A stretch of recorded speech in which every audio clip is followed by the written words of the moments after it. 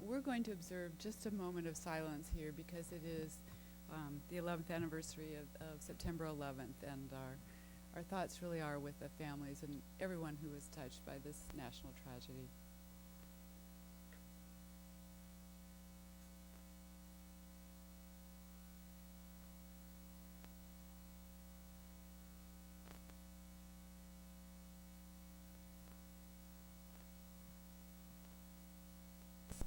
Thank you.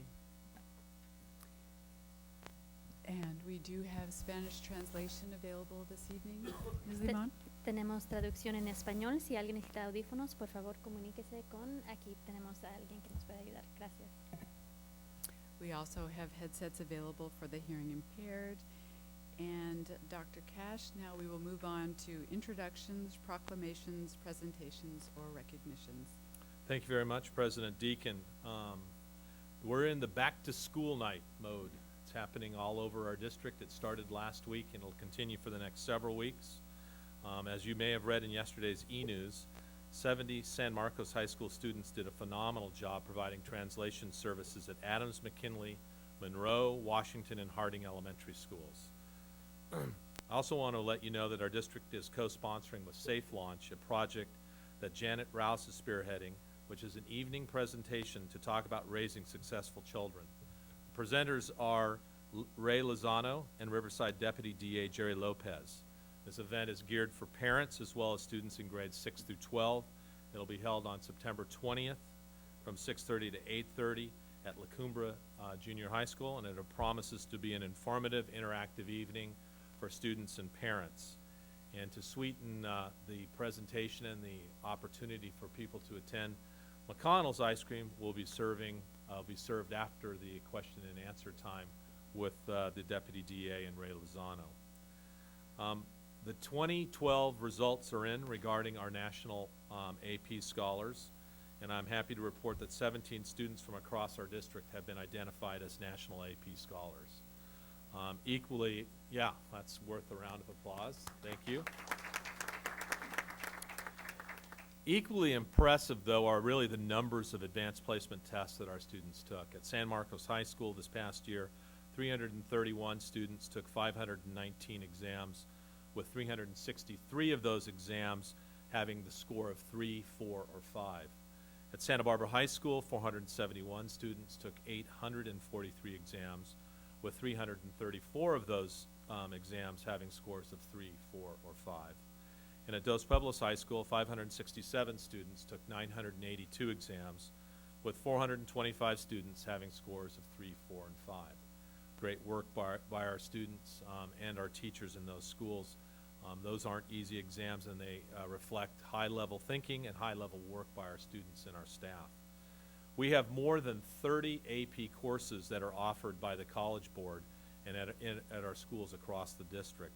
We're excited to continue to offer those and hope to be able to on into the future. Prior to at the end of the first week of school, on August 31st, we were very fortunate to have a very famous Chicano writer, Luis Rodriguez, author of 2 important books, Always Running and It Calls You Back. He spoke to students at Dos Pueblos High School and at Santa Barbara High School, as well as he then went to the West Side Boys and Girls Club that evening and spoke to students. And I was present at the Santa Barbara High School event, and you could have heard a pin drop. It was fantastic. It was really a great event. Very compelling presentation about his personal story out of gangs, drug, and alcohol addiction into a very successful life as a writer and an activist in the Los Angeles community and across our nation. It was really wonderful. And lastly, we also this past week completed our student assemblies for Skeeter, our canine intervention dog. And that's a program we'll be implementing this year. I attended the Dos Pueblos presentation, and there were some good questions asked by students. They were very attentive, and I heard both at the San Marcos and Santa Barbara High presentations. The students were very respectful, asked good questions, and paid close attention to how Skeeter did his work with the handler. So I thought that went well, and it was received well by both students and staff. And that concludes my report for this evening. Thank you, Dr. Cash. We are now moving on to board comments and correspondence. Board members? Mr. Heron. Thank you. I have a few. Just a couple of thank yous. I received, and I think we all received, a notice that the district scored 100% on the recent survey done by Planned Parenthood regarding sexuality, health, education in our schools. Just congratulations to the staff for going into that and making sure that everything we do is in compliance and meets their 100% goal. I thought that was nice to receive that letter. As the board representative of the rest of you, I get to vote on the County Committee for School District Organization. I get to nominate additional candidates if anybody wants me to for the 3rd and 4th supervisorial district. So if you have any recommendations, let me know, because I'm going to vote or nominate the ones that have been recommended by Bill Cerrone. Okay. I attended the study session this morning for the Healthy Kid and School Climate Surveys, along with Mr. Sumter.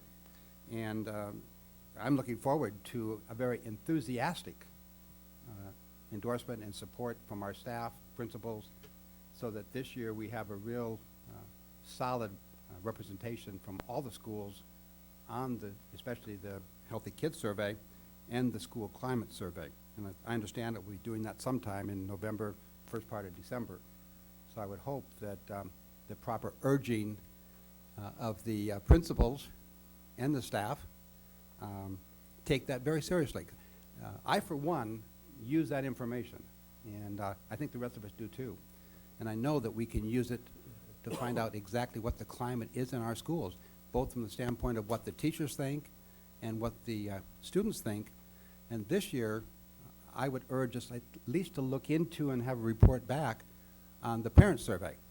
I think it would be very valuable, especially with parents being such a prime part of your strategic plan, that we get to look at how do the parents feel, how do the students feel, how do the teachers feel, and see where the disconnect might be. And I think those are all information that would be good for all of us. You talk about, well, first of all, I just want to comment that this year the Club West is teaching our students free cross-country at all the junior high schools. So I'd like to just commend Club West for volunteering and taking on that job. But I find, you talk about Skeeter, and I don't know how many read Ed Hat, but I'd like to compliment a young lady at San Marcos who wrote an article about Skeeter. I don't agree with everything she says in it. I think there's some things that might not be absolutely accurate, but the fact that she did it, number one, and number two, it's got the most comments, second most comments on Ed Hat of any of the articles on Ed Hat. Last I saw, 91 comments. And the interesting thing is, it's a real great dialogue, pros and cons on the issue. So I'd like to compliment her for doing it, because it shows the power of what a young person can do on Teen Voice through Ed Hat, a local, and she did a great job and got good dialogue among the community. But I am also interested that Dr. Cash had a fantastic front page article in Independent, and one comment, you know, you needed a dog. You know, you should have been next to a dog in that article. So thank you very much. Thank you, Mr. Heron, for all that great information. I did want to mention, as most all of us know, there is a school board election coming up, and we have two candidates here with us this evening, Mr. Ed Heron, who's running again, and Gail Idelson is also here in the audience. And thank you for being here.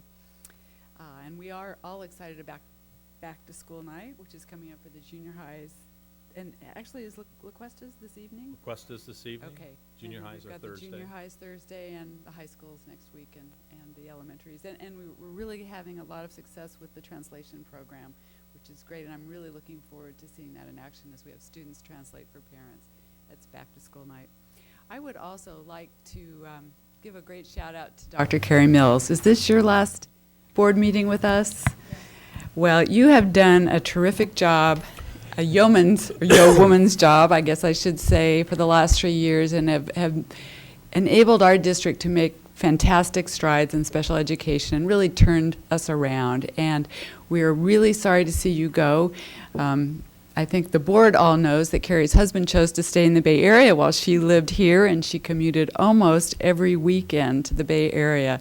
And so she's now going back to be reunited with her family and live in her home and have a great job up there, a promotion as well. And so we wish you the very best, and we want to thank you for all the terrific service you've provided to our district and for making those long drives every weekend to make sure that you came back here to us. So thank you again so much.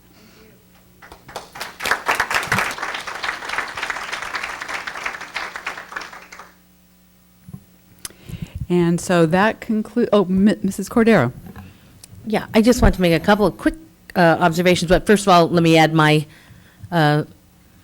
congratulations to Dr. Mills, but also my heartfelt, disappointment that we are definitely going to be missing you. The district will miss you a great deal, and I think we all obviously appreciate what you did here during the time that you were with us.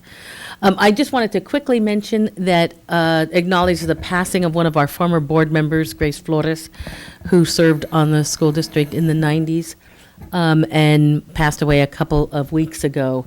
I attended her funeral service, and it was clear that the time that she spent in our district was very significant to her and her family.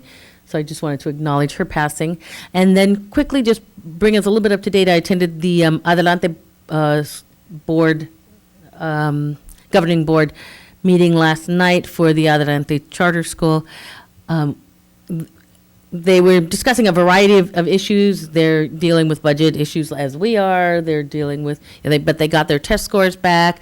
Some of them very encouraging, some of them not so. But one of the things they were talking about is how with such a small school, it's often difficult to really interpret what those scores mean. So one of the things that they have started doing, which I found fascinating, is every teacher keeps, they call it a data board, and they have it up in their room, and they mark what level the student was, proficient, basic, below basic, when they entered, and then 3 times throughout the year, they mark where the student is currently.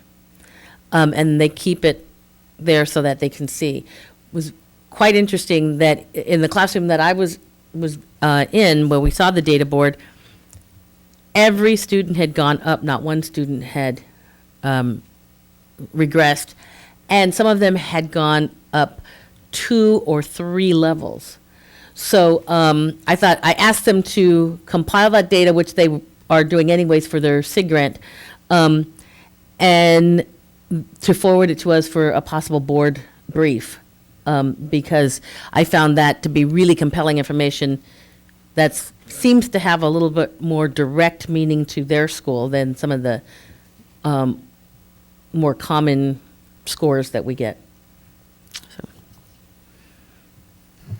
Well, thank you, and I think we really appreciate hearing about Adelante because we don't always get as much news about them as we do from some of our other schools on a regular basis, so thank you for that. All right, we are now moving on to announcement of closed session action. We have no reportable action coming out of closed session, which brings us to public comments. Ms. Limon. We do have public comment, and I will actually start off with Frank Stevens and Mark Engels.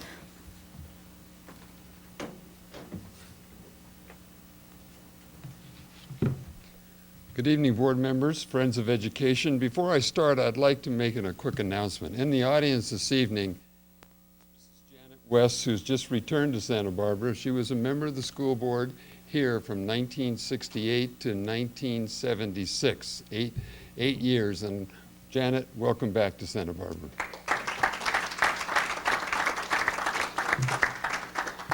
My name is Frank Stevens. I'm a member of the campaign committee for Yes on Measures A and B. I wish to give the board a brief update on activities and plans for the campaign for the Yes vote on Measures A and B. The number of endorsements from both individuals and organizations is extremely impressive, and I'm sure you will see that as they are announced. The committee is organizing a rally on October 10th to be held at De La Guerra Plaza. The details will be announced soon. I would like to thank district staff for providing expert leadership and advice. Approximately 1 week prior to the October 10th rally, a press conference will be held. Details, again, will be announced soon. Committee members will be attending junior high and high school back-to-school nights to assist in the dissemination of the fact sheets regarding measures A and B, so expertly put together by Barbara Kiani. Committee members continue to attend school and community events, including PTA, PTSA meetings, seeking endorsements, financial support, and much-needed volunteers. Committee member Tish Gainey is taking the lead in this task. Yard signs are now available, buttons are now available, and T-shirts are available thanks to our committee member, David Holmes. And I guarantee you they're going to be worn all over the community. We are presently seeking volunteers from outside our committee to provide tabling at community events such as the Farmers Market, Goleta Lemon Festival, and the Marge Luke Theater events, etc., etc., etc. Local school districts' endorsements are being successfully acquired by committee 30 members seconds. Susan Deacon. Thank you, Susan.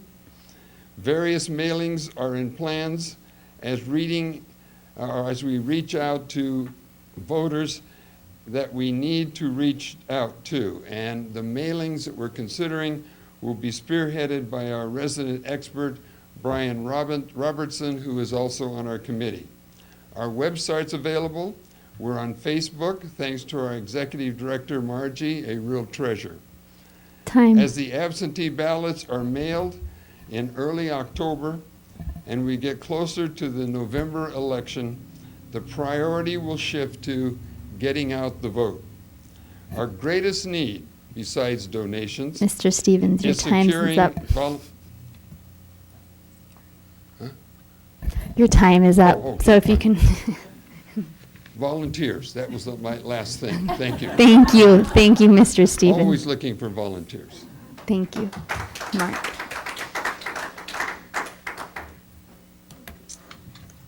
Good evening, President Deacon, members of the board, and staff. My name is Mark Ingalls.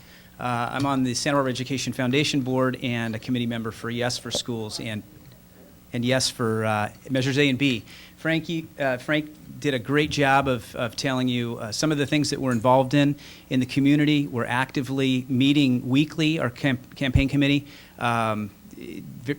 achieving great success with endorsements, support throughout the community. We're very confident that when folks understand what these measures are and do, that there will be unanimous support for that. So we continue to be very optimistic for our fall election.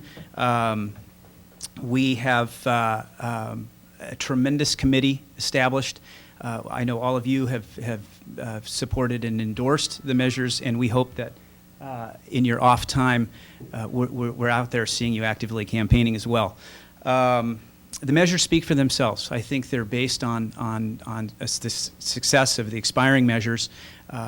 We have achieved wonderful success that we want to continue for 4 years. So in spite of what's happening at the national level and the state level, we have a very functional school district and a very supportive community in Santa Barbara, and we hope that this will be another shining example of just how committed we are to our children in classrooms. Real quick, with the time remaining, I'm also the chair for the measures Q bond measures, and I just wanted to again talk about the wonderful successes that we're seeing with some of these examples of these projects being completed. Recently, San Marcos. If anybody's been by there, if you haven't, make it a point to go by. It's just stunning. Dos Pueblos has got a brand new air conditioning system. It isn't quite as visible, but I think by the students walking out and staff of the school with the smiles on their face, you know that there's things happening. And they're happening throughout our school district, throughout each and every campus, sometimes not visible, but those monies are being put to good use, and so we're really proud of the success in that and the implementation by the district to put those into service quickly. So thank you very much for the extended time, and I got a button for each and every one of you, so I hope that, I know that you won't be able to wear them this evening, but you can take them home and wear them with pride when you're not working at the school. Thank you, Mr. Ingles. Following is Denise Adams. Denise Adams, followed by Elise Adams.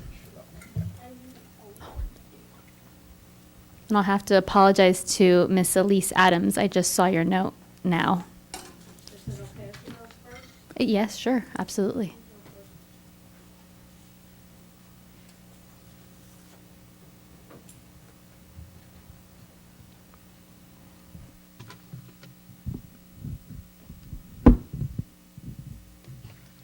Okay. My name is Elise Adams. I am an 8th grade honor GATE student at Santa Barbara Junior High, where I have maintained straight A's and am student body treasurer and taking advanced math. I also play alto sax and zero period band and represent my school playing violin in the Santa Barbara Youth Symphony every Sunday evening. Why I'm here today during the public comment period is because I need your help. I apologize for reading this, but I am good at a lot of things, but not yet public speaking. I am a very serious athlete enrolled again this year in the Independent Study PE program. I play water polo. Santa Barbara High's Kami Craig won the first gold for women in the U.S. Olympics this summer. Santa Barbara's 2 teams of 12 and under girls that I trained with this summer won both gold and silver in the Junior Olympic competition held at Stanford University. My days start at 5:15 a.m. and end at 8 p.m. almost daily, except on Sundays when I finish later. To accomplish all this requires high-level management of my time and the cooperation of lots of adults.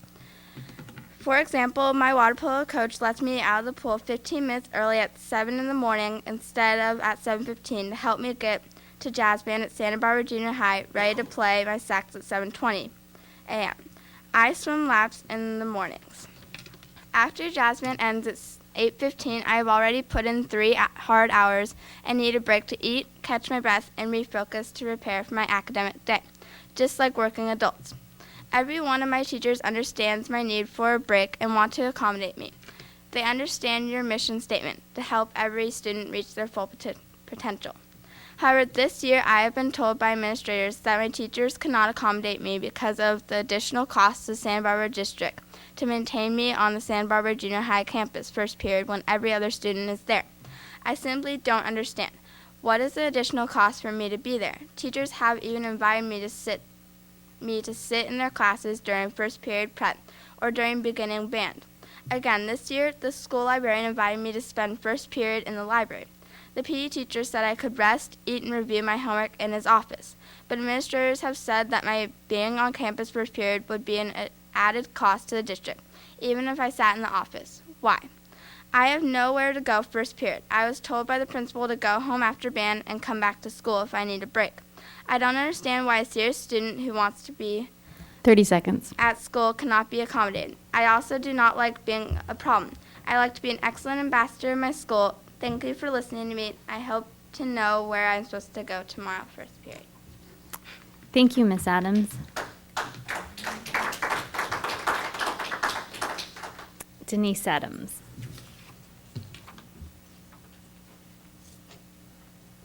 Hi, I think my name's Denise Adams, and I'm obviously Elise's only parent. And the issue's gone on for 3 weeks since the start of school. I am very embarrassed on an important day like 9/11 to be coming to you with an issue like this that, from my perspective as a local resident for almost 33 years, that it could not be resolved administratively, but it can't. And it hasn't been. I requested to speak to Dr. Cash. I have yet to have a meeting with him, but I did have a meeting with the superintendent of secondary instruction, who is also new to our district. I think in light of the fact of learning that we have no policies in the independent PE program, which I worked on originally, and then also with you through the revisions that we made last April. There's no policies there.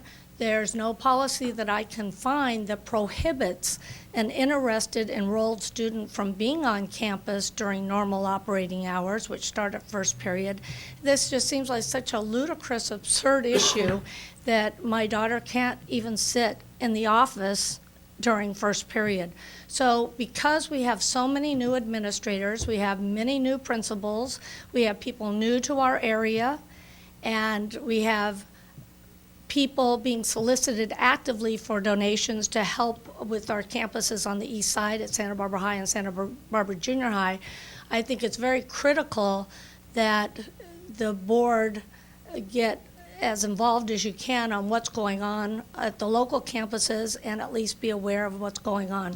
And I don't expect you to come to any conclusion tonight. Hopefully it's just information for you to process. But these are the types of issues that when they get into the newspaper and they get on the street, they certainly have an adverse impact on our ability to maintain our status. I remain grateful to all of you. The good news today, my son went through Santa Barbara Junior High and Santa Barbara High and is a water polo player. These issues never arose. He's now a junior at MIT, which it was announced today as now the #1 university in the world, beating out Cambridge and Harvard. And we have 3 local students starting there as freshmen at MIT. So the district does an 30 outstanding seconds. job. But again, I hope that we take note of our mission statement, that we want each student to reach their full potential. And as we heard from Dr. Cash, with our AP results, the competition is growing increasingly fierce, and these kids have to come at it from music, athletics, and academics.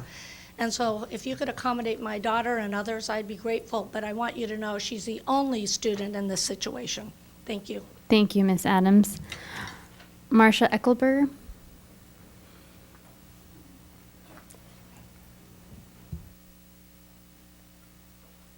Good evening, everyone. I'm here tonight as the president of the District Special Ed Advisory Council, and I just wanted to speak to you a moment about Dr. Carrie Mills, and thank you so much, Ms. Deacon, for bringing that to everybody's attention that's in the room this evening. I just wanted to say, both personally and professionally, that I have had a really outstanding, great relationship working with Dr. Mills.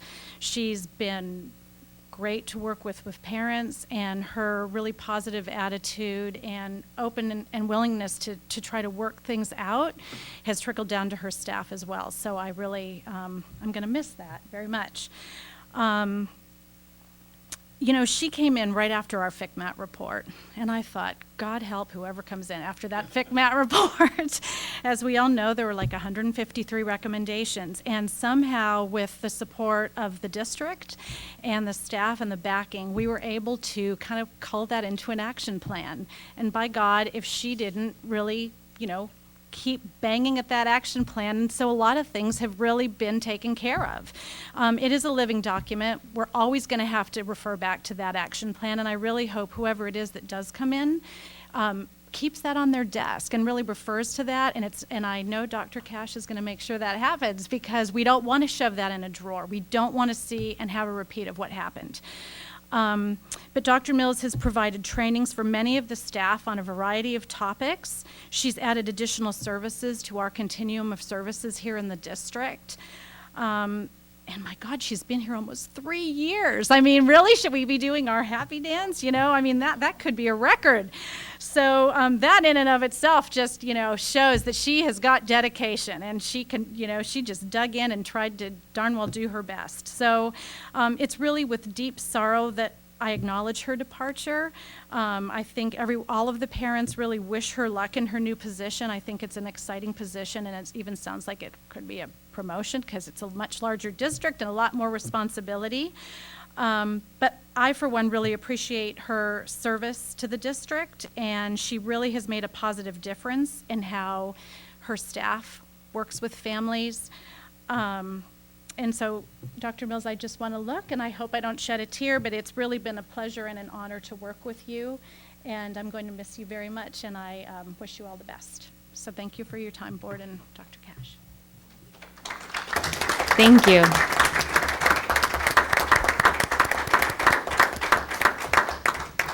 This concludes public comment. Thank you. We have, Mr. Wheeler, I have you for G1, correct? Yes, okay. okay, we have no donations to accept at this time. We're going to move right into our consent agenda. Board members, are there any items you'd like to pull for further discussion? I would like to pull the personnel list, or I need to abstain from that. Okay.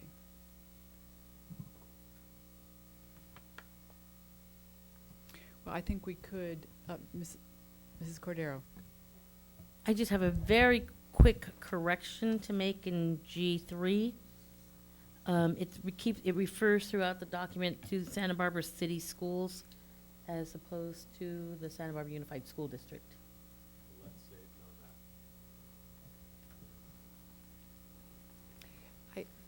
Mr. Herron?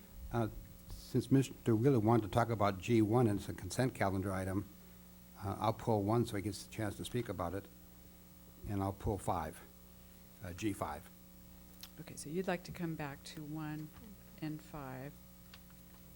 I think that if someone would like to make a motion on the remainder, and then we could also note the abstention from Ms. Limon on the personnel item. Mrs. Cordero, Move to approve the remainder of the consent agenda? do we have a second? Second? All those in favor say aye. Aye. Aye. Opposed, no.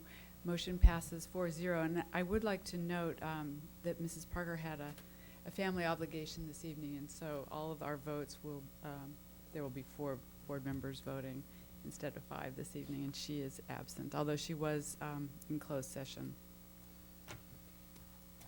Oh, we do have a time certain, sorry, and we're 5 minutes behind that. So I'm going to go ahead and move us directly to our first action agenda item, H1, Notice of Public Hearing and Approval of Resolution 1213-10 regarding sufficiency of instructional materials for year-round elementary schools. So I'm going to close our regular session, open our public hearing, and Dr. Cash?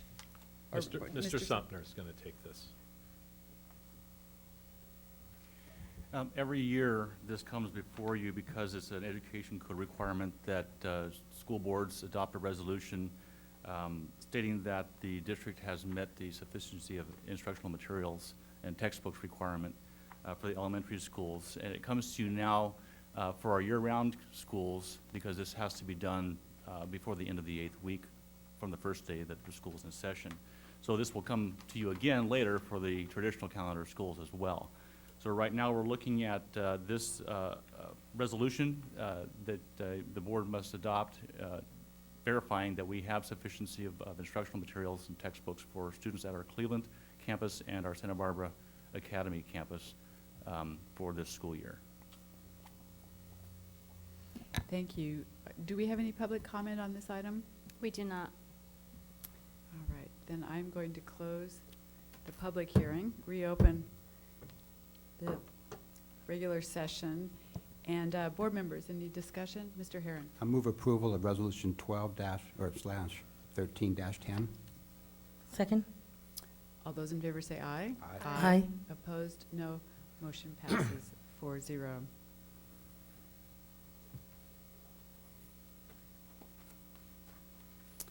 We are now moving on to approval of resolution number 2012-13-15 in support of Proposition 38.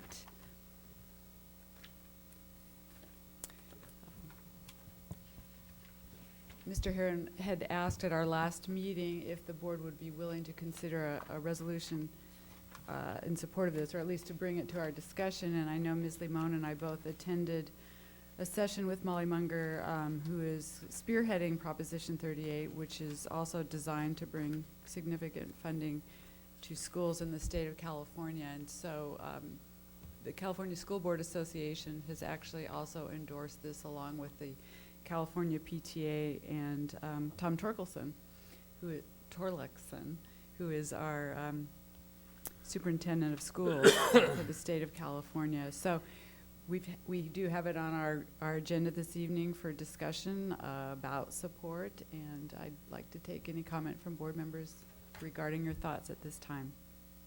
Mr. Heron. Can you pull up the sheet that has the, both 30 and 38 on it with the different, it was a, It it was the should be first, There's right a before this, side-by-side, the first attachment to that. I guess my question is, and I know that everybody recommends, not everybody, but a lot of people recommend supporting both of them.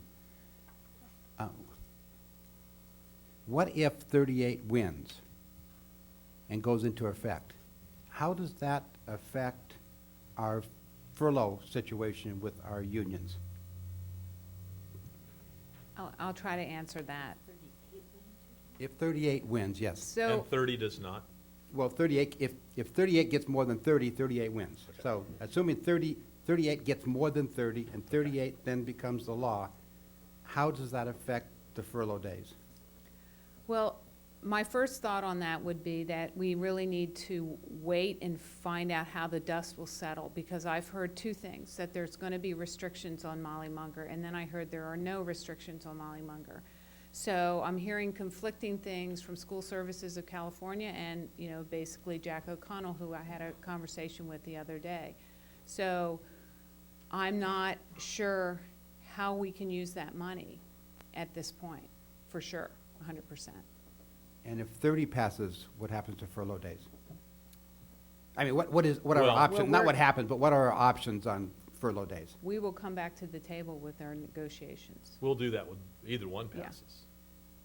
We'll discuss the ramifications of either proposition with all of our bargaining units. What has Governor Brown said that he would do if 38 passes? I've heard two things on that. If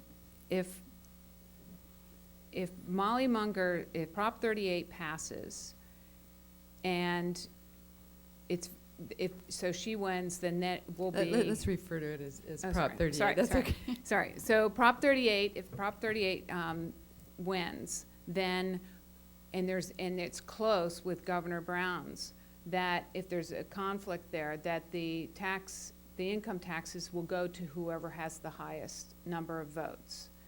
Then I heard that if Proposition 38 does pass, that Governor Brown's tax initiative on the sales tax still goes through. But anywhere that they're conflicting, so I've heard two things. One, Governor Brown doesn't have anything to do with it if Prop 38 passes. Prop 30 goes away. Then I heard yesterday yesterday from someone else that the sales tax will go through. That's what I've heard. I've heard the measures where there's no competing Yes. parts of the measure and both pass, then the sales tax goes for Prop 30, and the Prop 38 has a higher number than the income tax portions of Prop 38 prevail. But I gotta tell you, because if both pass, I can almost guarantee you that it will not be you or I that decide. It will be a court in the state of California that will ultimately decide. Do our unions have any thoughts on this that we know of?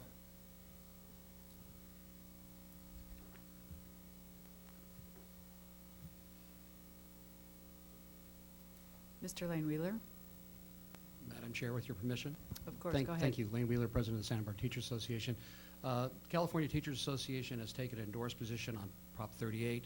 I don't believe they have a position on a endorsed position on Prop 30. I do not believe they have a position on Prop 38. Can you scroll down to the bottom of that page while he's talking? I agree with Dr. Cash. If, regardless of, hopefully, whichever of these two passes, we would go back to the bargaining table.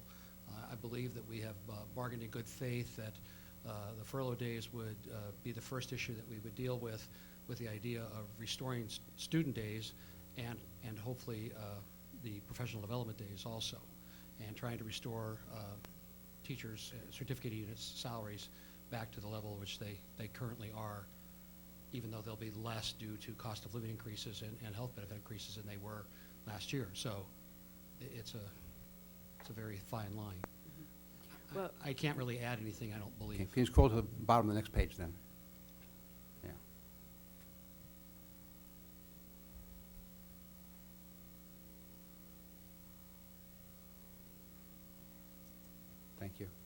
I think, again, Dr. Cash is right. I think if both propositions pass, I believe they'll be determined probably by the California Supreme Court. I have a feeling this whole thing will end up there eventually anyway, so I'm hoping that there's a clear, decisive victory for one or the other so that we can get on with the business of trying to educate the students that we serve so well here in Santa Barbara and across the state of California. Thank you, Mr. Wheeler. And I think that what you mentioned is, I think is true, that we have a pact with you, the district does, that we will restore the furlough days, or we will bring them back. We will bring back the student days regardless of which one wins. And so, you know, to answer Mr. Herron's question. Thank you. Thank you. At this discussion, there were questions raised about the how our district would be affected in terms of which one won. And basically what we were told was if one passes, if one gets more votes than the other, even if they both get a majority, that the one with the most votes essentially is the winner. Now there may be some differences there in terms of the sales tax passing in Prop 30, although that was not exactly what we were told at the time. One of the questions I asked, though, was about in 1213, when the money would start flowing if Prop 38 passed. And apparently the folks behind Prop 38 had put that question to the Legislative Analyst Office, and they said, well, we're not exactly sure yet. So there is, I don't think there are definitive answers in how the pot will be divided. Regardless, there will be more money with Prop 38 to the schools. If you believe what the Prop 38 people are telling us, it could be double what we get, and it's over a much longer time frame than we would get from Prop 30, in the range of almost 25 million more by the end of the 12-year cycle, and approximately 14 million in 2012-13. So more than the 6.5 million that we might be looking at with Prop 30. So. And then Ms. Limon. I just also wanted to add that what we heard from the Prop 38 folks was that we would, what the district or the districts would receive was in some ways not a cushion, but would take into account that there would be triggers at the state level, so that in the end, the triggers that could come from a no pass of 30 would somehow be alleviated a little bit by the Prop 38 passing. So I mean, again, and this is what we have been told. But if 38 passes, does that give the governor and legislature more reasons to just stop giving us money?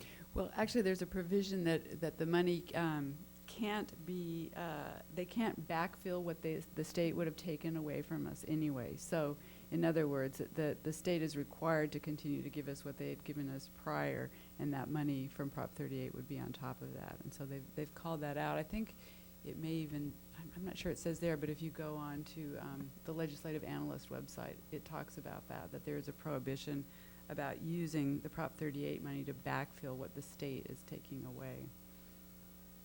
If that's clear.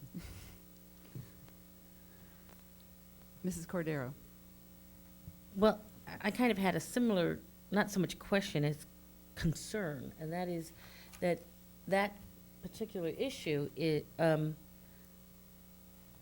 what we've seen with Prop 98 is that the statutory requirements don't always protect us. And sometimes, so that's my concern here, is that even though statutorily they will be prohibited from supplanting, from using Prop Correct. 38 monies to supplant our current level of funding, I don't know what there is to ensure that will happen when we have the lawsuit for Prop 98 because it wasn't adhered to. So that's Yeah, a yeah. definite fear that I Right. have for 38. Yeah, and I think anticipating that fear, the language in 38, and again, this is what we were told at this meeting, is written explicitly so that cannot occur, and that the money flows to the districts directly and it does not pass through the state. And I guess what concerns me is the meeting you were talking about was done by Mrs. Munger. I guess I wouldn't expect anything else than, No, of course, Yeah. and that's why I qualify it by Yeah, saying that. uh, Although you can go on the California State Legislative Analyst Office website, and there is, I would think, a fairly impartial discussion of that, which reinforces some of that. So CSBA has endorsed both. A number of districts across the state are endorsing both. I think I personally would feel comfortable doing that. I think as an advocate for students, I have to support whatever I believe will bring additional funding to our schools. And in truth, if this was to pass, and if it is true, what is promised, we would get significantly more revenue for significantly longer, a longer period of time. But I'm not sure if either one will pass, so. is it confusing to the voters to have two competing issues on the ballot? Anybody feel that having two would have people vote against both of them, or more likely vote for them? I don't know. When I asked for this to be on, I was fully in favor of it. But the more I read it and look at it, I guess I have serious doubts. Mrs. Cordero? Yes, I was just reminded that the other issue with 38 is it doesn't give any funding to the community colleges, to which many, in fact, the majority of our students who go on to secondary education. Is that true? I know it says K-12 up there all over, but I did see K through 14 on another document. Guess we should have looked that up. Does it ahead have of time. negative? Can you scroll down a little bit more? and see if- Yeah, in the negative, it didn't say anything, but I believe that it okay. doesn't provide for community colleges. This is when we need Mrs. Parker here to do her, You know what? her magic with the internet. Well, and I just want to point out that Mr. Heron mentioned something, that part of what we're also going to have to deal with is that a real possibility could be that neither one passes. And so I think where I'm standing is that it's looking like an uphill battle in November, regardless of, for both of these. And I want to make sure personally that we're supporting those that could bring benefit. It doesn't look like both would be an option. It's really one or the other. And so if, as I see it, it's either one or the other or none. And I personally feel like it's a little bit of a gamble because we don't really know what the voters are going to decide. But between one or the other, or none, I would be in support of supporting both, because I think one is better than none. And so it's a tough place to be at. Mrs. Cordero? Well, I agree that I think getting one of them would be better than getting neither of them. However, I'm concerned that endorsing both might increase the chances of getting neither of them, because I think I'm concerned, as a voter, I think people would prefer to have a very clear indication of which one of these, especially educational institutions, support. If we say we support them both, and I understand the argument, and I agree, but as a voter, if I'm faced with, well, you can do either one, then some people vote for the 38 and some people vote for the 30, and as a result, neither one of them pass. I would prefer to give voters a much stronger message so that everybody votes for the same one, or at least as many as we can, vote for the same one, and increase the likelihood that it will, succeed. And that's my concern about endorsing both of them. It's really, I because of some of the issues I've raised, I prefer 30 over 38. But if we just had to vote between the two of them, I'd be happy to get one of them rather than none. But I worry about splitting the votes of people who are wanting to support education by not giving them a clear indication of which one we prefer. And I certainly understand that position, and I guess what I would tell people in that situation is vote for anything that supports schools, and that would include Voting for both of them. For both of them, and so the yes position on education, I would find an easy one to support, and particularly because I know 38 could bring more money to our district. So it's a tough call. I mean, we'll never know, and our own parcel taxes are going to be up on the ballot with everything else, and I don't want to do anything that might harm them, but we're talking a lot more money in both 30 and 38 in the big picture, and so that would be my choice. Madam Chair? Yes, Dr. Cash.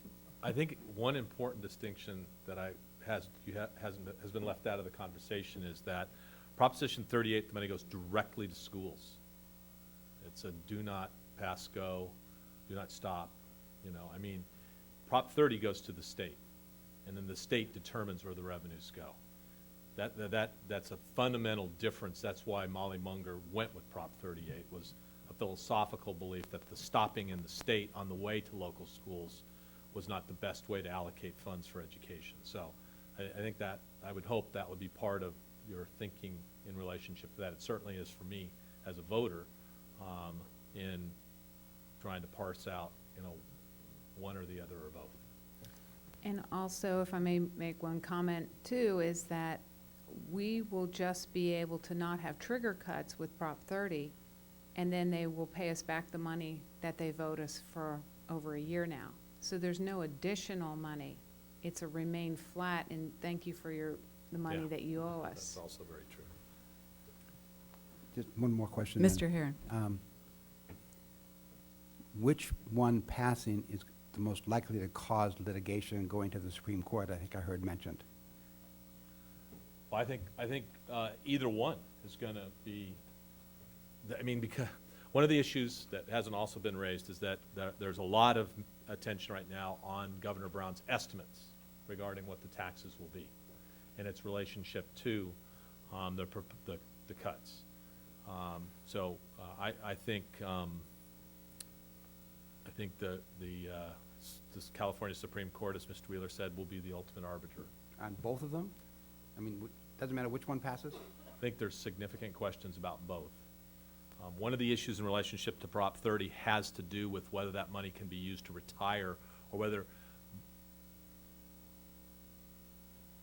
I can certainly get into this conversation, but I don't know if you want to hear it, whether or not the money that is part of, being considered part of the Prop 98 money, but is actually being set aside to retire part of the state bond debt, is really part of Prop 98. There's a lot of administrators in the state of California that thinks that's unconstitutional. So if that is part of what passes in Prop 30, there's a strong belief that that will be contested. And if these go to the Supreme Court, does that stop us from getting the money for the next school year? Or for this, to use for this school year? That's a good question. We should. I mean, are we still going to have to live with the furloughs because we won't know if we have the money or not?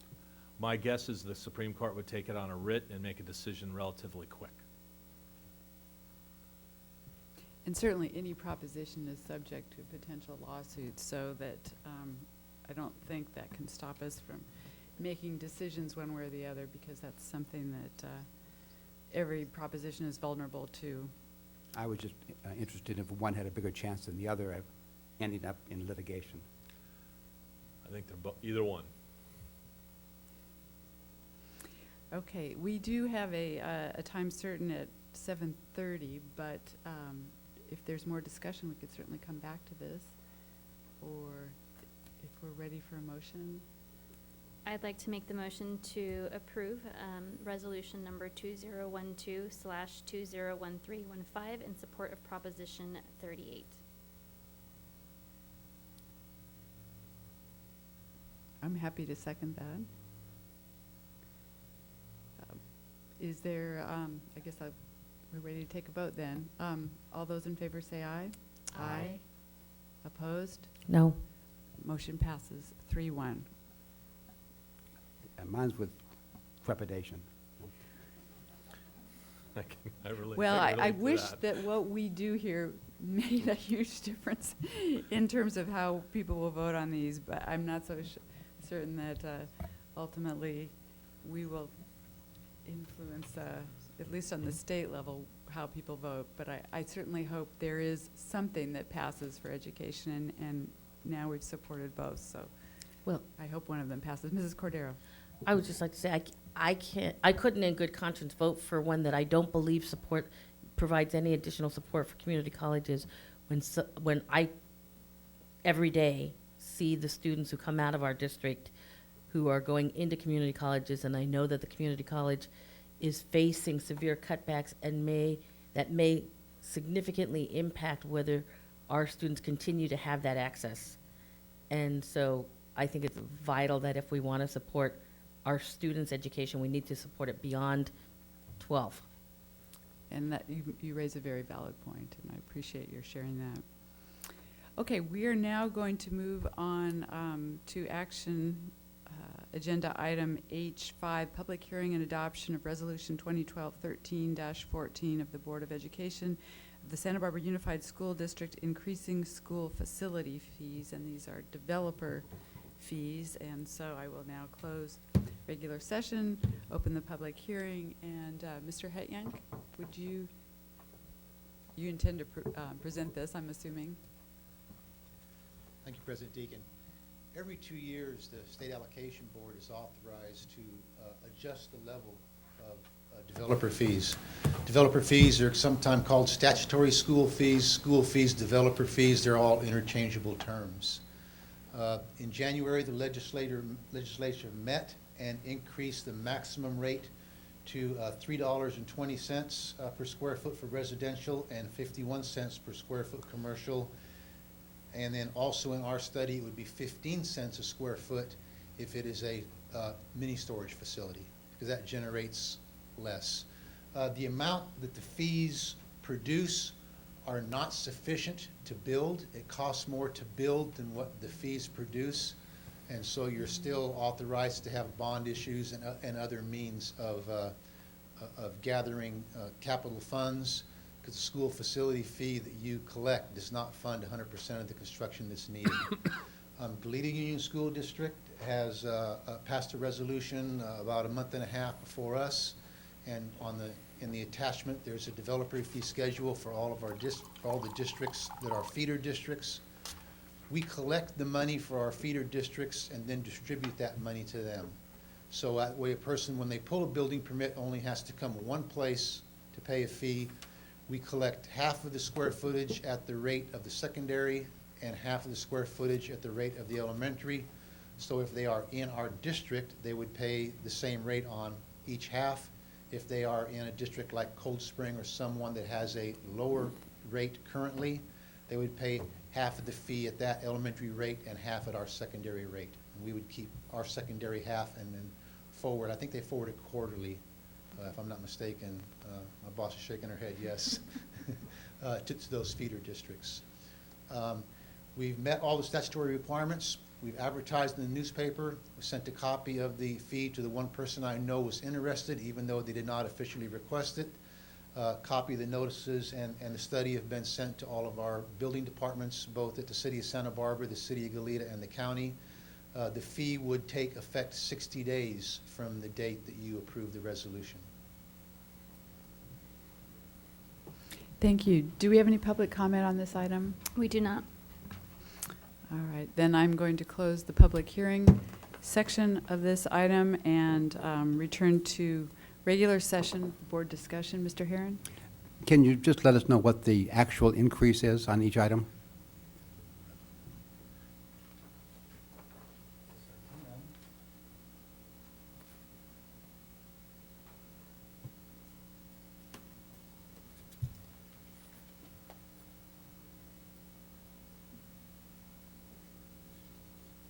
I know it's not very much. I was just hoping to emphasize that fact.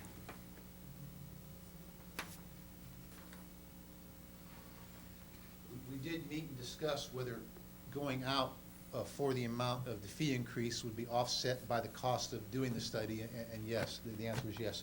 Currently, we're at $297 a square foot, and we would be at $3.20. And then for commercial, currently Currently, we are at 47 cents and would go up to 51. Thank you. So a fairly small increase. I did ask Mr. Hetyank earlier today if developer fees are on I'm not the fees themselves, but the amount we're collecting is trending upward, and at least this year so far, we have collected slightly more than we have in the past. I don't know if that bodes well for the Correct. economy, that things are Yeah. picking up, or, I didn't have a chance to see if it was a big project that gave a spike early on, but as I mentioned in an earlier email, the developer fees are collected at the time a building permit is pulled by the person doing the construction, not at the time the facility is opened and occupied. And so, and sometimes the permit gets pulled, construction never takes place, and the permit is closed without any construction, and then that fee is typically refunded because no building did take place. the Miramar property comes to mind. I don't know that they have pulled any permits yet, so they wouldn't have paid, they pay a fee when they pull their actual permit to start construction. Okay, well, thank you. Are we ready to make a motion on this? I'll move the approval and adoption of Resolution 2012/2013-14. Second? All those in favor say aye. Aye. Aye. Opposed? No.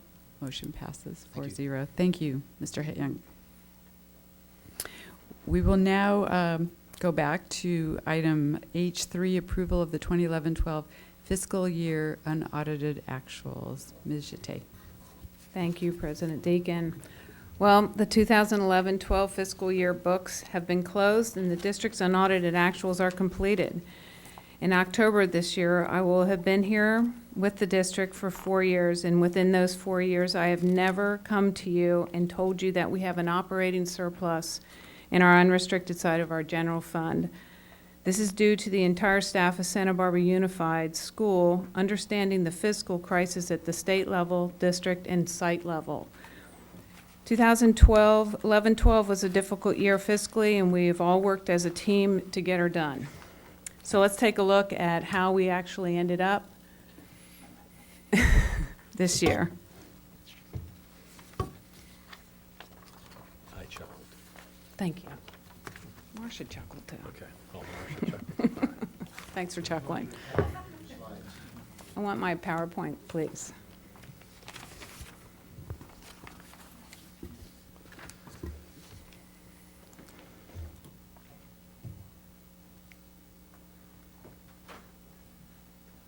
Okay, 11-12-2000 financials.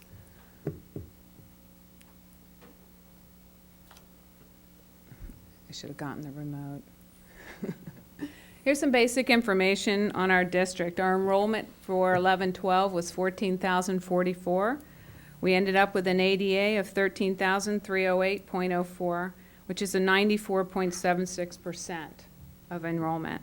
That is just slightly below the state average of 94.86, so we're 0.1% low.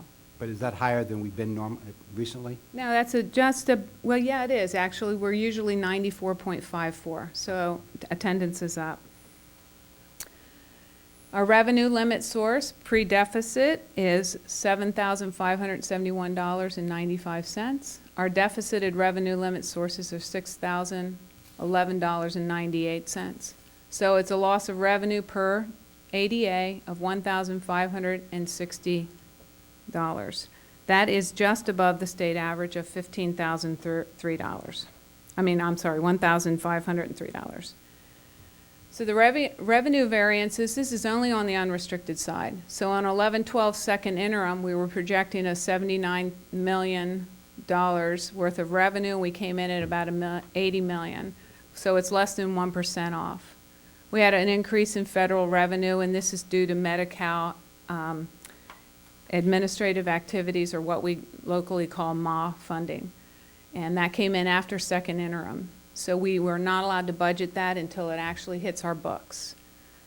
The other state revenue is up by 3.4%, and that's due to the supplemental income that we get as far as through the state. We budgeted too low. It was a budget error. Our other local revenue is down just slightly. But overall, we have an increase, $96 million in total revenue. Is that MA money normal, or is that a higher number than? It's running about normal now. It, in years past, it was a little higher, but this is roughly around what we get. We get about 50,000 quarterly. I know the staff does an extra special job on that, so Yeah, tell them they're appreciated. they are appreciated. Certificated salaries, as usual, we're always very proud of this. We really do nail this number. We deal with a lot of people and we pay a lot of people, so it's really nice to nail this number.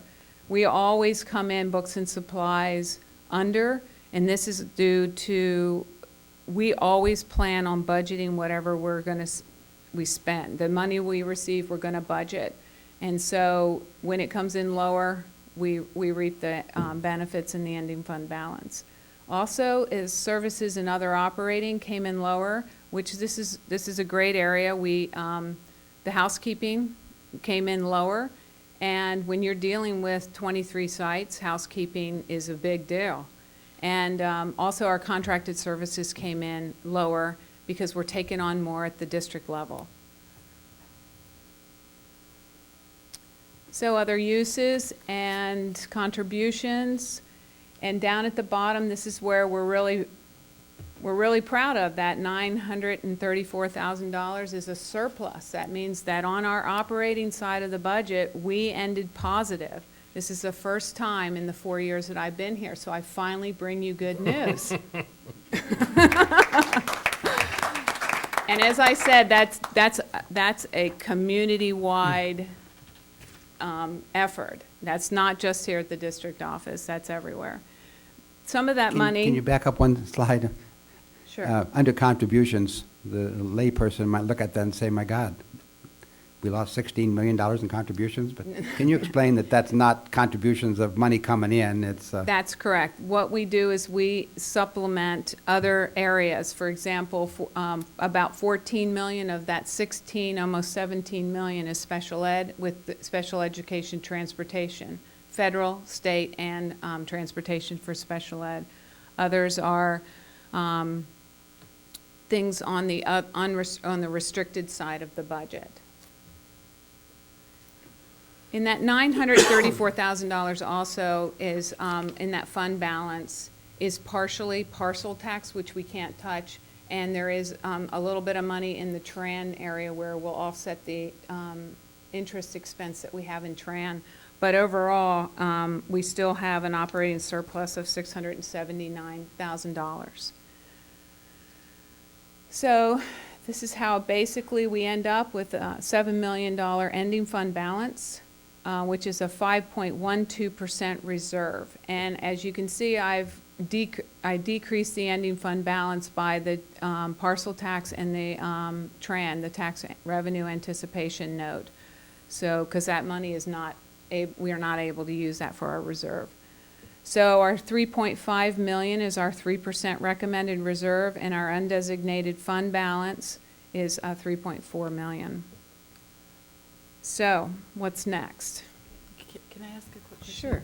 The parcel tax fund, those are funds that, how are we spending those? I mean, those are parcel tax monies that have not been spent, correct? That's correct. So what we did is, at each site level, we took whatever they had left over, and we started them with that number, and then added what we're gonna get for this year. And we've told them that it has to be gone, because the parcel tax ends, and we would like them to spend it, and spend it down to the very last penny. Thank you. I don't like that approach. I mean, But we can't save it. no, but why spend every last penny on something? Don't we have priorities? Oh, Oh, yeah, absolutely. yes, Yeah. yes. I mean, We but have they we have very have- distinctive priorities for the parcel taxes. So then it's So- not, they can't just spend it No, willy-nilly. no, No, no, no, no, no, no. no. It sounded like it. Oh, You I'm spend sorry. it, every last penny. You Well, know, I could spend it every last- wisely, Okay. wisely, and with their plan. Yeah. They have plans. They all have a very specific plan on how they will spend all the money unrelated to staffing. So In 2012-13, what do we know? We know that this is the last year for our restriction on our classified staff due to the unification. The state has missed its revenue projections for the first 2 months of 12-13. Federal funding will be decreased in 13-14 by 8%, and salaries and benefits always go up in the first interim. Those are things that we do know. So what don't we know about 12-13? Will Prop 30 pass? Will it be $9 billion or $6.2 billion? That's a huge difference. Will Prop 38 pass? Will the restrictions on, what will be the restrictions on Prop 38? And will we have a new president? And will Santa Barbara Unified School District be basic aid again? And that is due to, we're not sure what's going to happen in the tax initiative. If he keeps missing, the state keeps missing their budget for revenue, we could have a higher deficit. We could have a lot less children coming in. We could have more RDA money, which I am anticipating because we only got 50% of our RDA money last year because of the dissolution of our RDA came mid-year. So this year we'll have a full year of RDA money, which could be about $7.8 million. So that could put us back into basic aid. But until I do the actual numbers and figure out the ADA for sure, once the CBEDS comes in for enrollment, we'll know more. Any questions?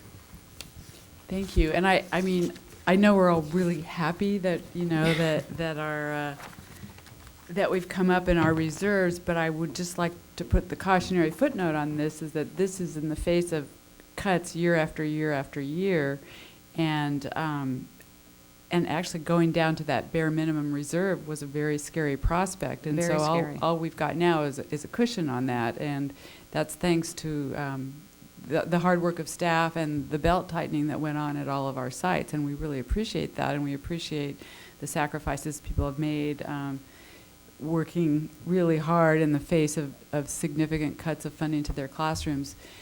But, so I want to celebrate, but I want to make sure there's a cautionary note here that this does not mean that suddenly we're rolling in money. We're not. We're kind of climbing back up from where we've been, and which has been a significant hard place to be.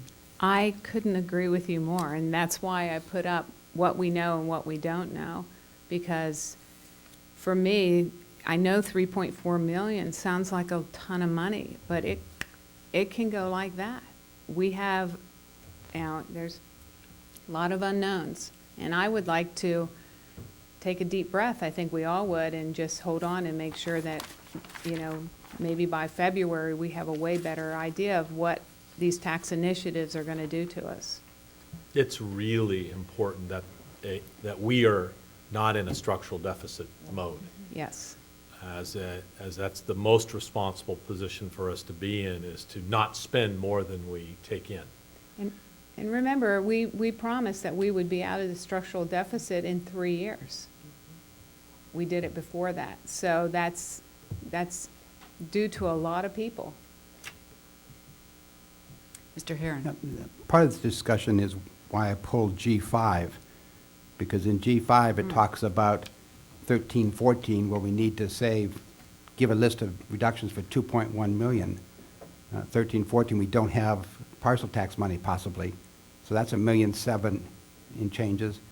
And if 30 or 38 don't pass, then that's even more possibility of changes. Well, in my multi-year projections and the adopted budget for 13-14, that was all contemplated. Well, the number's contemplated, how we get to it isn't contemplated. That's correct. I mean, we have 2.1 million. We haven't talked about how we're going to do it. No. We have 1.7 million. We haven't talked about what will be cut if parcel taxes don't pass. That's right. And if 30 and 38 don't pass, one or the other, then we've got what, another 6 million to worry about or thereabouts? And that's No, all. we've taken care of most all of that. But we've only done it for 1 year, is Right. what Mr. Herron is saying. We'd continue We've done it to for this have- year. Right. Right. But 13-14 will be in the same position. Absolutely. Yeah, so in the resolution in G5, it talks about these things, as we have to do this and we have to do that. Well, and all let me by the explain that. second interim.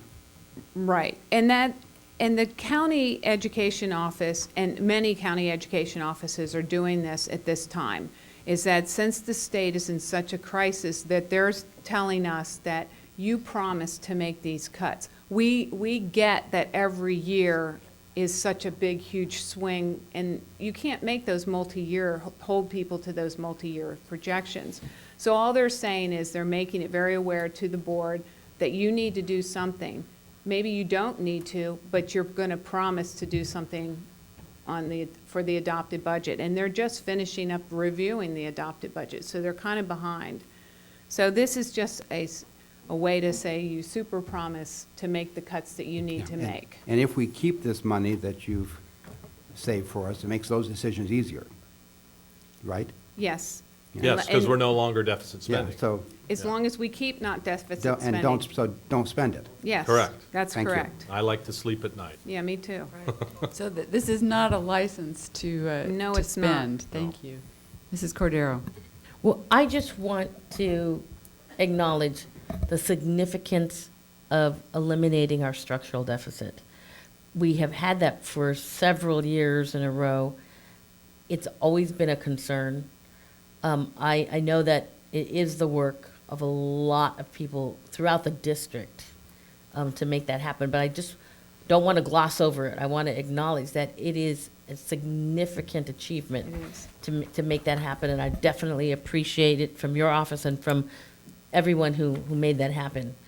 And I hope people realize that we absolutely need it to be out of that structural deficit.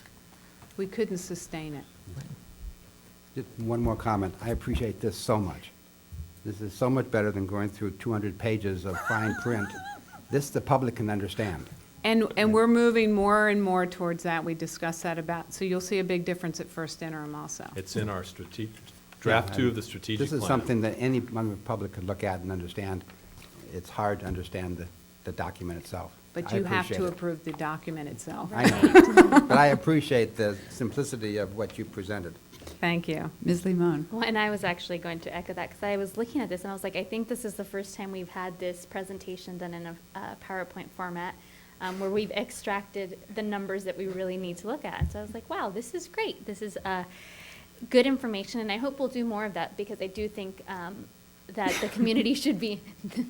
Is this a good thing? Yeah. No, we're chuckling because the original presentation was 147 pages. I was Yeah. joking, that was 147. It was 141. Well, I like this shorter version, but I also, I think it's important that we engage our community because I know very often it's hard to follow school finance, especially in California. It's particularly difficult to follow, but I think that we want to engage our community so our community is following what's happening. And I know you mentioned a small cushion, and when I saw that number, I thought, wow, isn't that what we're supposed to be cut if Prop 30 does pass? Because there might still be some cuts, even if Prop 30 passes. So I want to be just very cautious about anyone feeling that that money is there to spend. So thank you so much for everyone's hard work, and I think part of the hard work also comes from the folks here in the room, but the folks that are not in the room today. So I think the teachers, our Absolutely. principals, the staff at our school sites that have really helped us and worked together as a community to try to make sure that we are not spending more money than the money that's coming in. We've got a really good Yeah. CBO. Sound fiscal practice, Thank which you. is what we And I really got a like. great staff. So. Good. And, feel free to give us these ahead of time, too. I know it's exciting to unveil them during the meeting, but it would also be helpful even to have Absolutely. it in advance. We will get those to you in Okay. advance. Okay. And they'll be much longer, and we love PowerPoints. All right. Do Well, we have a motion on yes. this item? I would like to move that we approve the 2011-2012 unaudited actuals. I will second that. All in favor, say aye. Aye. Opposed, no. Motion passes 4-0. Thank you. Which brings us to item H4, approval of resolution 2012-13-12, proclaiming Santa Barbara Unified School District's recognition of National Hispanic Latino Heritage Month. I'm trying to find it in my packet, I'm sorry.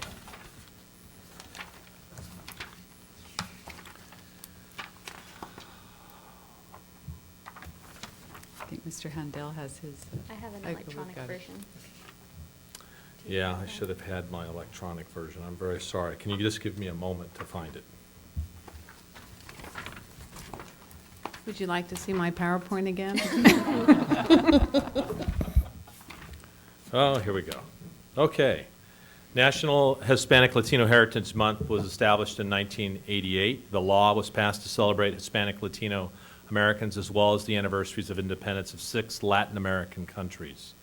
As a nation where 16.7% of the population is Hispanic Latino, and in a state where 38.1% of the population is Hispanic Latino, and a school district where 58% of the students are Hispanic Latino, this board resolution will allow the board to recognize the rich heritage of the history, culture, and contributions of our community whose ancestors come from Spain, Mexico, the Caribbean, and Central and South America. Thank you very much, Dr. Cash. I think it's a real pleasure to have this on the agenda this evening. Board members, are there any comments? Mr. Herron? I would move approval of Resolution 2012/13-12, proclaiming Santa Barbara Unified School District's recognition of National Hispanic Latino Heritage Month. I will second that. All right, we have a motion and a second. Discussion? Mrs. Cordero? I just wondered if it would be appropriate to add, a lot of times in these resolutions, we add encouragement of for teachers to provide some sort of lesson around this topic in their classrooms as appropriate. So I just wanted to add language to the first, therefore be it resolved, and encourages, so we'd say the school board, believes National Hispanic Latino Heritage Month provides a valuable opportunity for all staff, students and staff to learn and recognize the contributions, histories, and cultures, et cetera, et cetera, et cetera, and encourages teachers to provide appropriate lessons as feasible. I'll accept that. We have an amendment and a second. Any other comments? Discussion? All right, well, shall we vote? All in favor say aye. Aye. Aye. Opposed? No. Motion passes as amended 4-0. Thank you, Board. Do you have that written down, Annette? I do. Okay, I'll give it great. to you. Thank you. Okay. Thank you for that addition. We will now go back to our 2 consent agenda items. Mr. Herron, item 1 and item 5.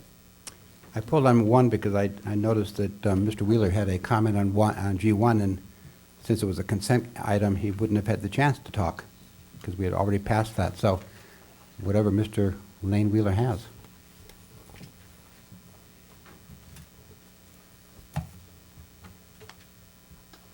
Thank you, Board, and thank you, Mr. Herron. This is a program that is untested in our district. I understand that it has been evaluated by special education. But there's a couple of questions that SBTA has for the board to consider. This is about a $360,000, $325,000 investment. It looks like money that could be spent to provide jobs for speech and language pathologists and therapists. And this may be a more economic approach, but we are concerned that it might be taking quality jobs away from employees that we might be able to bring to the district. I understand that this is a very impacted profession, and there's not very many colleges that are now supporting this profession. But once again, I think we need to really be diligent in that. I think that question sort of begets the second comment, and that is, are the needs of students really truly being met by professionals that are trained in this area? Once again, I understand that this is a online program, a computer program that certainly has its good characteristics, but when, even with our articulation, as I read the board report, it looks to me like you need an individual in there at some point to really be working with these kids. I think the third question that I would put to the board is, how will we know this program's working? How will it be evaluated? How will we be able to determine that it's successful or not? And of course, there's always the IEP considerations that would be brought to the table by parents. SBTA does not take a position in opposition to this program, but we are very concerned that it's a beginning of a pathway that could prevent students from receiving the very best instruction. So with that, I'll end my comments, and thank you for listening. Thank you. Mr. Herron. I had a series of questions similar to that I asked Dr. Cash. And so I guess I would just like Dr. Cash to explain the program, who is going to be using it, is it set up, ready to go? It's a minimum 6 months, and the reasons for that, those kind of things. Sure. It is a program that is for students who have low-level speech needs, of which we have identified over 160 or 180 students, I believe, that fit that criteria. It's a program that's been implemented all across the nation. It's been adopted by the National Institutes of Health. It's been adopted by every major speech and language professional association in America. It's being used in large districts, small districts, suburban districts, urban districts, rural districts. And its success will be determined by the number of students who exit speech, because that's what we want. We want students to be treated, learn how to articulate correctly, and then leave and no longer require the need for speech and language services. It is ready to go, and as soon as obviously we couldn't do anything until the board approved the contract, but if that does happen, then we'll be informing Presence Learning, and away we would go working with those students. The goal is to, clearly the goal is to provide the best possible services. All of the individuals, it's a really highly interactive, engaging, I've talked to parents, I've talked to students, I've talked to administrators, I've talked to speech teachers, and I haven't talked to a single person who has said that it's, this is horrible, it's a bad thing for kids, we shouldn't be doing it. Ms. Limon. And I understand the need to consider alternatives when we don't have, we have a high demand, but we don't have the supply of individuals to help us. Mr. Wheeler brought up something, and you mentioned that that success is measured by the number of students who don't need the service anymore. Who's going to assess the student? Is it the online individuals, or is one of our current staff members going to make that determination? Both. Both. Will be ultimately the IEP team makes the decision, which is will be our staff, parents, students. Okay, thank you. My question actually had to do with the 200 numbers. So we're contracting for 200 students, but that number might fluctuate, or so do we pay per student, or we pay a lump fee for 200 and then Per student. if we serve less? It's per student. We pay less, okay. Yeah, and really, it's a kind of a stab in the dark, because as far as the exact number, because, I mean, our numbers of speech students have risen dramatically. And so how many we will ultimately need 6 months from now is unknown. Hopefully fewer, actually, because we'll have students who have benefited from it and will no longer need it, because that's clearly the goal. But that's the number we're starting with, which it's very difficult to find speech language pathologists. Typically, in the past, we've had to contract with outside agencies, which are hugely more expensive than this. If I read this correctly someplace, we're guaranteeing 160. From day one, we're paying for 160. Correct. And the contract started August 27th. Is that going to be changed to September 11th? Yep, or, well, no, it would be 12. 12th, and then how long does it take to get the computers and get Well, the the computers are instructions? here. They're going to be installed tomorrow. I mean, we're just waiting for And so when will the kids actually start using the program? maybe tomorrow. Oh, okay. I'd love to see it in action. We'll make sure you do. Okay, thank you. Well, I don't know if we can't, can do okay. that. So if it's possible, certainly, Okay, yeah, thank you. absolutely. I could certainly get you set up so you could see it yourself remotely on a computer screen. I may not pass. Okay. Well, I think we've all realized how difficult it's been to find qualified speech pathologists to work for us. And it's not for lack of trying, because I know that we consistently try to recruit those positions. And if anybody's thinking about going into a career, I think I'd really recommend Big's this. daughter. Because it's, there's a real need. There's a real need for people to Right, do and there this. always will be. This in no way would, we have students who have serious speech and language needs that need very direct intervention that can't be accomplished in this manner.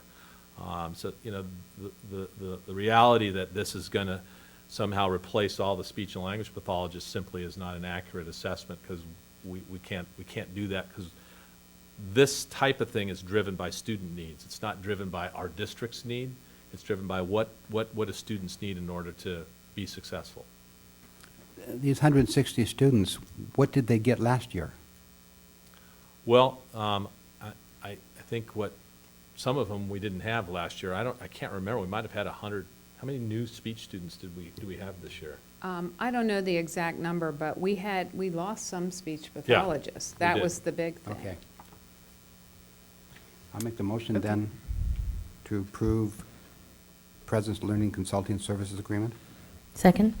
All those in favor say aye. Aye. Opposed? No. Motion passes 4-0. We'll now move on to item F5, approval of resolution 2012-13 of the governing board of the Santa Barbara Unified School District regarding budget reductions to maintain fiscal solvency. And I know, Mr. Herron, you pretty much explained Yeah. your interest in pulling this previously. I just thought that was a resolution that might be good to see the light of day.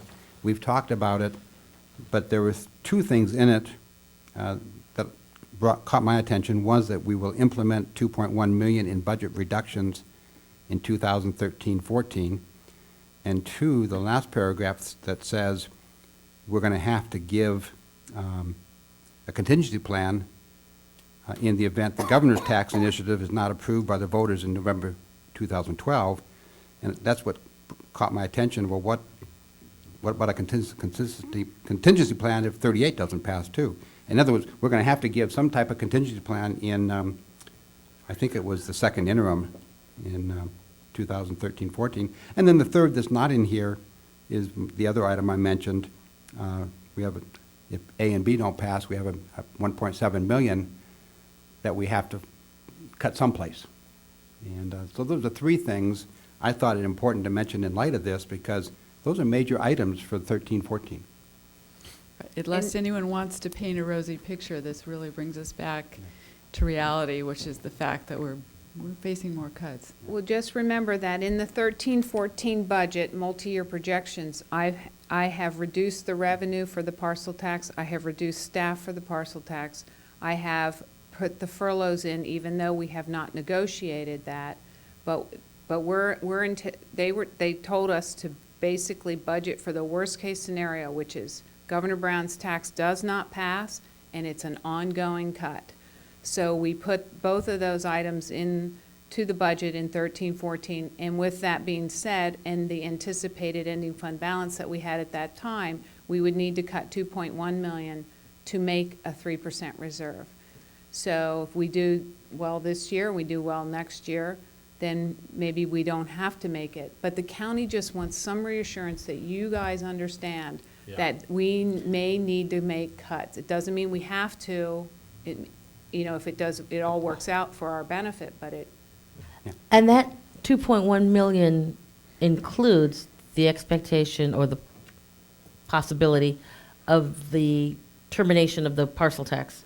it's above and beyond. I have the revenue out and the expenditures out of that budget. I'm assuming parcel Right. tax does not pass. So what I'm saying is so that we don't have to add that on top of the No, we 2.1 don't. million. Nor do we have to add the Furlough 7 days. furlough days. Right. They're in the budget. No, excuse me. They're in the numbers. We still have to determine how we're going to cut $1.7 million, how we're going to cut 2.1. Correct. And how are we going to cut if the 30 and 38 don't pass? So the fact that you have the numbers in is great. Our job is determine how do we meet your numbers. Right. And that means cutting programs, cutting staff, cutting who knows what. Right. And there's no guarantee the teachers will do furloughs again. That's And if they don't do correct. furloughs, then that's a whole nother series of cuts.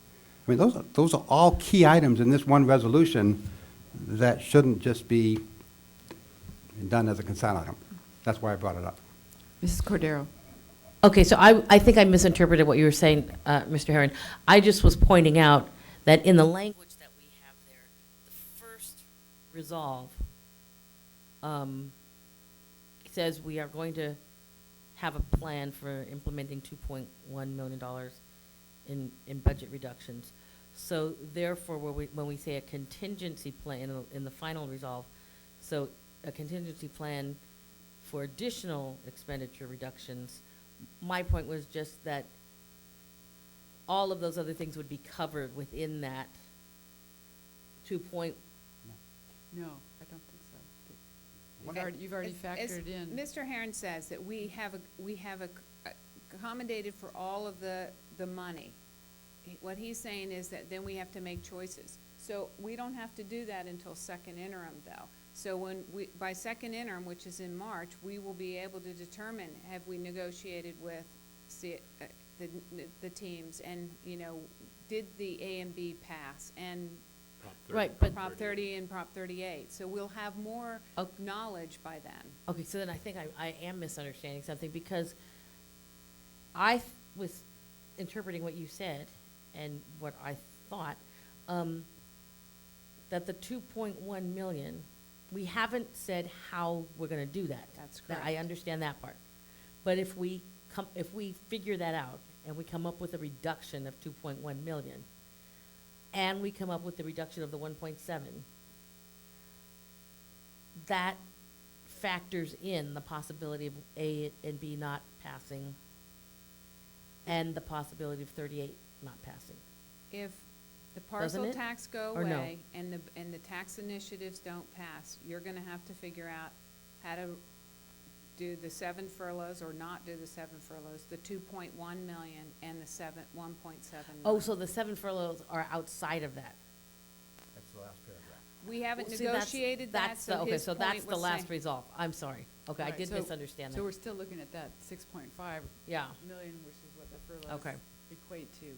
okay. For 13, I thought we 14. were saying the 13, furlough was 14. in the 2.1. Right, 12, 13. Okay. But we'll be much smarter by second interim. But then there's one more piece, which is this is if things don't pass and stay even. But if we get additional reductions, that 2.1 million is going to go up. Don't say that. I mean, because it's. Oh, yeah, and it Yeah. could go down, it could go up. Right. It's an artificial number. It's one Yeah. that we think is accurate now, but it Yes. could change at any moment. If the tax revenues increase, that'll change it. I mean, it's, as Meg didn't say, but clearly alluded to, everything about education finance is uncertain. That's the only certainty. I wanted to be bleak, but not that bleak. So I'll move the approval of, what? Five. Resolution. F5. Yeah, resolution number 2012/13-13 of the governing board, so on and so forth. Second. All those in favor say aye. Aye. Aye. Opposed, no. Motion passes. And what's coming to mind is something Mrs. Parker once said about the finance projection, which is the crystal ball is not even in the same room with us. Okay, so we have completed our consent items that we needed to come back to. Coming events? Coming events, well, we've already talked about back-to-school nights, and those are important and are coming up. Future agenda items, I did want to mention, at the Partners in Education meeting on Friday, there was a discussion about the science program that we have in effect and that we're working on with our two coordinators, Bridget Lewin and Holly Gill. And I'm wondering if at some point we could get maybe a board brief update on where that is, or We've got a some, presentation. we got some really neat, new, exciting things to share with you in relationship to that. And do we formally have that new partnership or not? Yeah, so. Okay, well, we're that- looking forward to that. So Once when we you get to nail it. that down, we'll bring it forward. It could be very, very providing for elementary schools in our district. Excellent. Any other future agenda items, board members? No? All right, then. We are adjourned.